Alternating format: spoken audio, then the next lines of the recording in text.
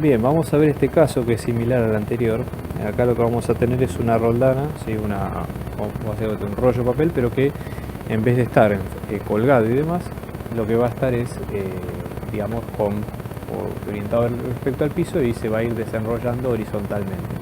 Eso sería un poco lo que va ocurriendo. Entonces, fíjense, vamos a tener dos cilindros, uno de masa M mayúscula, de radio R y con un momento de inercia determinado, ¿sí?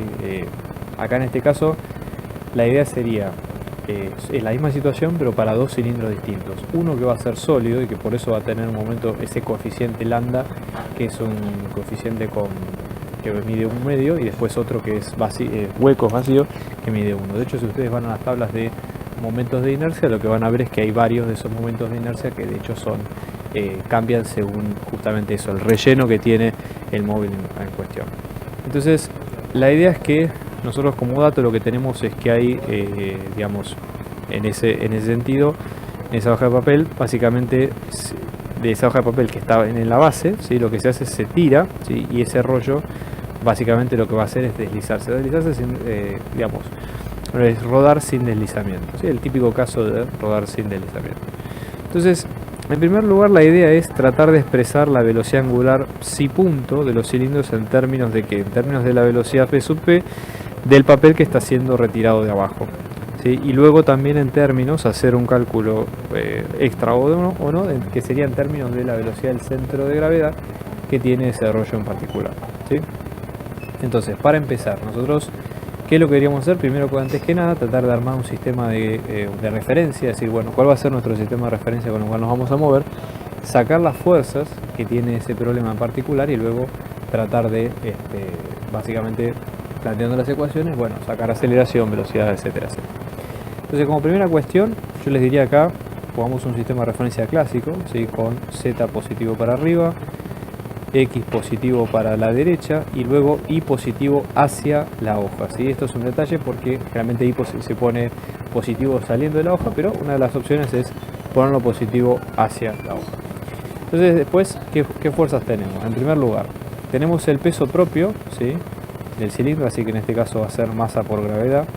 Luego tenemos la normal que ejerce, si la normal sale desde el piso, sí, pero yo por una cuestión de prolijidad la voy a buscar desde el centro, pero aclaro que por las dudas de esa forma, ¿sí? O bueno, podríamos un poco porque los colores son distintos. Luego vamos a tener una fuerza de fricción, porque fíjense, si esto está rotando en el diagrama, ¿cómo es el sentido de rotación? Fíjense que la rotación de esto, si esto está yendo, si la velocidad está yendo en este sentido, la velocidad angular va a ir en sentido antihorario, ¿sí? Porque nuestro nos está resbalando, digamos, directamente, entonces la fuerza estática, digamos, el rozamiento estático viene en este sentido. Por lo tanto, en este caso lo vamos a poner con eso X positivo, ¿de acuerdo? Estas son las tres fuerzas que están interactuando. Ahora, acá lo que nos pide es encontrar la velocidad angular de phi punto, ¿sí? Del cilindro en términos de las velocidades que nosotros tenemos. Entonces, lo que debemos hacer sería primero decir, bueno, ¿quién es phi punto? O psi punto, perdón. Psi es el ángulo, digamos, que va recorriendo, ¿sí? Que va recorriendo el rollo a medida que va rotando. Entonces, en este caso, psi punto sería esa velocidad angular que tiene el rollo al momento, ¿sí? De hacer todo el deslizamiento, la rotación sin deslizamiento. Entonces, nosotros por un lado decimos, bueno, ¿qué puntos tenemos que tomar como referencia? En general, una de las formas que son útiles en casos de rodamiento sin deslizamiento es tomar el CIR, ¿sí? Acá lo voy a poner en rojo. El CIR es este punto, que es el contacto entre los dos, entre tanto el rollo como la superficie, en este caso es la superficie que se mueve, ¿sí? Entonces CIR es centro instantáneo de rotación, y la velocidad del CIR, ¿sí? Se puede expresar, cuando tenemos un caso como este, se puede expresar en términos de la velocidad del centro de gravedad más la de rotación asociada. Entonces, en este caso, la velocidad del CIR es la suma de las dos, ¿sí? Porque vamos a tener la velocidad de traslación que tiene el centro de gravedad más la rotación asociada, ¿sí? Por el brazo de palanca, que en este caso, si nosotros vamos a tener que esto es 2 veces el radio en este caso va a ser omega por radio, ¿sí? En este caso lo que vamos a tener es que si lo hacemos bien vectorial, la velocidad del CIR nos va a quedar como la velocidad de G, la velocidad de G en este caso está orientada hacia X positivo, ¿sí? Y luego tenemos, dado esto, ¿sí? Dado que la velocidad angular, acá el omega tiene esta forma, ¿sí? Acá está, el omega está en sentido negativo, porque fíjense ustedes que, perdón, en en sentido de I positivo, porque fíjense que está rotando al revés, con lo cual hay que tener cuidado con eso, ¿sí?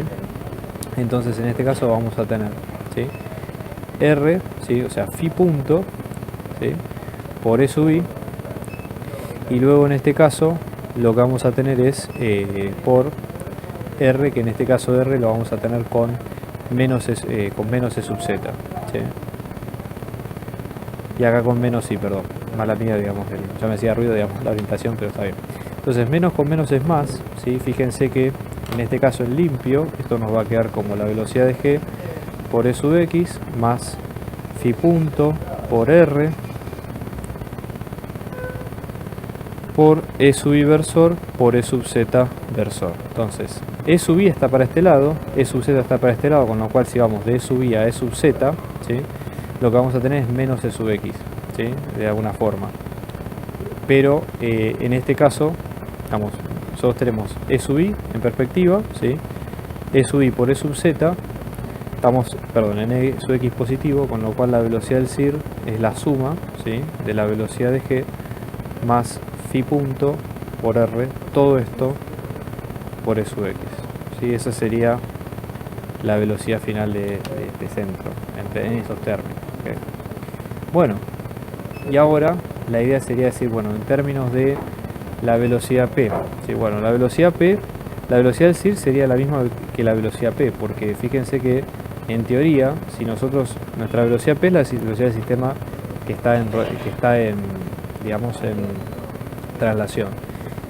Pero más allá de esto, ¿sí?, el CIR no debería tener velocidad, con lo cual en este caso vamos a tener que la velocidad del CIR, ¿sí?, nos va a quedar igual que la velocidad del punto P o la velocidad P de la hoja, ¿sí?, que en este caso nos queda su módulo por E sub X versor, ¿sí?, y lo que vamos a tener acá es que si igualamos las dos, ¿sí?, es decir, porque nosotros hemos dicho que podemos inclusive sacar la velocidad, en este caso, por ejemplo, sacando phi punto lo podemos despejar de acá, en vez de esto, en vez de usar la velocidad del CIR, que es una velocidad desconocida, usamos la velocidad de P, que es conocida, y de acá vamos a tener que la velocidad de P en módulo, fíjense que apuntan los dos al mismo lado de sub X, nos va a quedar como la velocidad de G más phi punto por R, por lo tanto despejando phi punto, esto nos va a quedar como la velocidad de P menos la velocidad de G, todo esto sobre R. Y este es el valor escalar que tiene el problema, ¿sí?, con lo cual ahí ya lo tenemos resuelto. Después lo que pide en el punto B es otra cosa, ahí lo que va pidiendo es determinar la aceleración angular del cilindro en términos de la aceleración A sub P del papel, con lo cual acá más allá de que tengamos esta expresión, ¿sí?, habría que ver si podemos directamente, en realidad se estaría mal directamente derivar esta expresión porque no tenemos elementos, sí tenemos que meternos ya con la suma de fuerzas y demás. Entonces vamos a programarnos de ese lado. Por un lado, si esto es un cuerpo rígido, vamos a tener que tener la suma de fuerzas aplicadas al centro y la suma de momentos aplicadas a lo que sea el cuerpo rígido, ¿sí?, es decir, a las dimensiones que tiene el cuerpo con los torques y demás, ¿sí?, y las variaciones de momentos angulares y etcétera, etcétera, que puede llegar a tener el cuerpo. Entonces, en este caso, hacemos la suma de fuerzas, ¿sí? Entonces, en este caso vamos a tener para el centro de masa, ¿sí?, la suma de fuerzas aplicadas al centro de masa, que vamos a tener normal, tenemos la fuerza de rozamiento y tenemos el peso. Entonces vamos a tener peso más la normal más la fuerza de rozamiento estática, ¿sí?, esto nos va a quedar como la masa por la aceleración del centro de gravedad. Entonces, peso en este caso habíamos dicho que era menos la masa por la gravedad por E sub Z, ¿sí?, estamos reemplazando directamente lo que ya encontramos acá, más la normal por E sub Z, ¿sí?, más la fuerza estática. La fuerza estática nosotros habíamos dicho que era el coeficiente, ¿sí?, por, en este caso habíamos dicho que era el coeficiente por la normal, ¿sí?, pero bueno, vamos a dejarlo expresado de esta forma, por las dudas lo vamos a poner más adelante, y en este caso esto nos va a quedar como la masa por la aceleración de G, ¿sí?, por E sub X. Si ustedes observan, ¿sí?, como ocurre E sub Z, vamos a tener que la normal nos va a quedar como la masa por la gravedad directamente, y en E sub X, ¿sí?, lo que vamos a tener es que la fuerza de rozamiento estática nos va a quedar como masa por la aceleración de gravedad, sin problema. Entonces ahora ya tenemos las dos ecuaciones listas, ¿sí?, pero nos falta el análisis de cuerpo rígido que tiene el problema, es decir, qué ocurre con los torques, qué ocurre con el momento angular, etcétera, etcétera, ¿no? Entonces procedemos en este lado, vamos a aplicar la suma de momentos, ¿sí?, Entonces la suma de momentos o de torque, si acá depende como ustedes lo prefieren llamar, ¿sí? En este caso lo que conviene es aplicarlo respecto de G. ¿Por qué conviene aplicarlo respecto de G que sea respecto del centro? Porque si ustedes observan, tanto normal y el peso pasan por el G, con lo cual no hacen torque. Y sí, lo que podemos hacer es que la única, digamos, que tiene un torque que es la que vale la pena sería la fuerza estática. Entonces hacemos la cuenta, así por las dudas, vamos a tener, fíjense, la normal, ¿sí? O sea, vamos a tener, ubicando los puntos sería GC, ¿sí? Que sería el brazo de palanca de la normal por producto vectorial por la normal, más GG por el peso, más GC por la fuerza estática. Ustedes observan todo esto, ¿sí? Se hace cero, ¿sí? Y en este caso lo que vamos a tener es que esto nos da la variación de la cantidad de momento angular respecto al tiempo para el caso del centro G, ¿sí? Que a la vez va a estar relacionado con la variación de velocidad angular y demás. Entonces GC, si ustedes observan el gráfico, GC sería la distancia, es R, ¿sí? En este caso está apuntando a menos E sub Z, ¿sí? Entonces en este caso nos va a quedar como R por menos E sub Z, producto vectorial por FE, que en valores escalares vale lo mismo, ¿sí? Pero en E sub X positivo. Y si apuntamos, nosotros vamos a tener E sub Z positivo, E sub X positivo y vamos a tener E sub Y positivo. Con lo cual si hacemos E sub Z por E sub X, ¿sí? E sub Z por E sub X nos queda E sub Y positivo. Como tenemos el menos nos queda negativo, con lo cual esto nos va a quedar con menos R por la fuerza estática por E sub Y. ¿Sí? Entonces la suma de torques, en este caso, aplicadas al centro G, nos queda menos R por la fuerza estática por E sub Y positivo. ¿De acuerdo? Eso sería la idea. Entonces ahora, ¿qué ocurre con el momento angular? Como dato del problema nos había dicho que el momento angular en este caso va a ser el momento de inercia por la velocidad angular que tenga esto. Entonces en este caso, este momento dependía de lambda, ¿sí? El momento angular, el momento de inercia nos había quedado como lambda por la masa por R cuadrado para cilindros. Lambda podía valer 1 medio 1 según si era un cilindro lleno o un cilindro vacío respectivamente, ¿sí? Entonces ya con esto teníamos algunos datos más.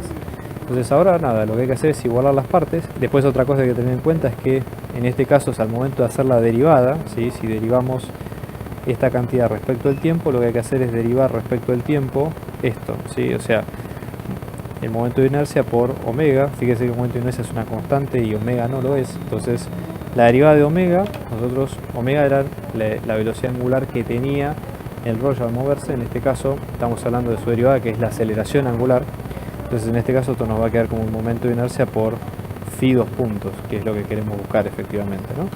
Nada, lo que hay que hacer ahora es, fíjense, esta es la ecuación 3, la ecuación 4, la ecuación 5, juntamos todo, ¿sí? Porque acá ya tenemos directamente esto mismo, ¿sí? Y directamente ahora reemplazamos en los datos. Entonces lo que nos va a quedar va a ser, fíjense, en este caso, ¿sí? Vamos a tener menos R por la fuerza estática. Esto nos va a quedar como menos lambda por m por r cuadrado por phi 2 puntos. ¿Ok? Y ahora digamos directamente cuál sería la idea, es que nosotros tenemos que encontrar la aceleración, o sea, por un lado la aceleración del centro de gravedad, o por ejemplo despejarlo en términos de esto. La aceleración del centro de gravedad, ¿sí? Nosotros lo podemos pensar como, nosotros hemos pensado la velocidad en términos de, lambda y demás, pero una de las formas también es que nosotros de acá, la aceleración del centro de gravedad, despejando la fuerza estática, ¿sí? Fíjense que, vuelvo a poner la fórmula, fuerza estática nos había quedado como masa por aceleración del centro de gravedad. Si reemplazamos esto aquí adentro y despejamos de esta misma ecuación, a lo que vamos a llegar es que esto nos va a quedar como la aceleración del centro de gravedad, como lambda por r por phi 2 puntos, ¿sí? Y reemplazando en ambas partes, si despejamos phi 2 puntos de esto nos va a quedar como, fíjense, pasamos dividiendo, ¿sí? A su vez en este caso lo que nos va a quedar de la ecuación de, por ejemplo, nosotros habíamos dicho que phi punto, ¿sí? Nos había quedado como la velocidad de p menos la velocidad de g sobre r. Si esto lo derivamos respecto al tiempo, lo que vamos a tener es phi 2 puntos y esto nos va a quedar, esto es una constante, aceleración, aceleración, aceleración respecto de p, aceleración respecto de g, de r, ¿sí? Con lo cual de acá, ¿sí? Lo que vamos a tener es directamente juntando estos mismos elementos, esta ecuación y esta otra, que la aceleración del centro de gravedad nos va a quedar como la aceleración del punto P menos R por phi 2 puntos. Y de ahí también, lo que también se puede hacer, ¿sí?, para reemplazar esas ecuaciones, otra expresión parecida es que phi 2 puntos, ¿sí?, esto nos va a quedar como 1 sobre 1 más lambda, ¿sí?, todo esto por la aceleración del punto P, ¿sí?, sobre R. ¿Sí? Punto P, recuerden que es la aceleración del papel, con lo cual esto quiere decir que para interpretar esta ecuación, lo que quiere decir es que esa velocidad angular, esa aceleración angular va a variar conforme varíe la aceleración que tenga el papel y conforme varíe qué tan grande sea el rollo y conforme varíe obviamente el coeficiente lambda, si varía si el rollo es sólido o si es lleno o si está en algún lado en el medio, ¿no? Eso sería la interpretación más fina. Y después lo que pide el problema es determinar cuál es el cilindro más rápido. Si el cilindro más rápido básicamente, o sea, la idea es pensarlo de la siguiente forma. ¿Cuál sería el cilindro más rápido? El cilindro más rápido sería aquel que tenga una aceleración de centro de gravedad mayor, porque el centro de gravedad es el que marca la traslación del problema. Entonces, nosotros de acá mismo decimos que la aceleración del centro de gravedad, si reemplazamos phi 2 puntos aquí adentro y hacemos la distributiva y demás, a lo que llegamos es que la aceleración del centro de gravedad nos va a quedar como lambda sobre 1 más lambda, todo esto por la aceleración de P. En este caso la aceleración de P, recuerden que es la aceleración de la cinta, por ende, aunque esté uno u otro rollo, van a ser la misma, ¿sí? Y acá tenemos los dos casos. Si vamos a tener que lambda es igual a 1 medio, estamos hablando del cilindro sólido. Y en el caso del cilindro sólido, la aceleración de G nos va a quedar como la aceleración de P dividido 3. En el caso del cilindro vacío o hueco, lo que es lo mismo, lambda nos va a quedar 1, con lo cual la aceleración nos va a quedar como A sub P dividido 2. Por lo tanto, el más rápido, lo cual tiene sentido, es el vacío, ¿no? Eso para tenerlo de referencia, ¿sí? Entonces ya con esto resolvemos el problema.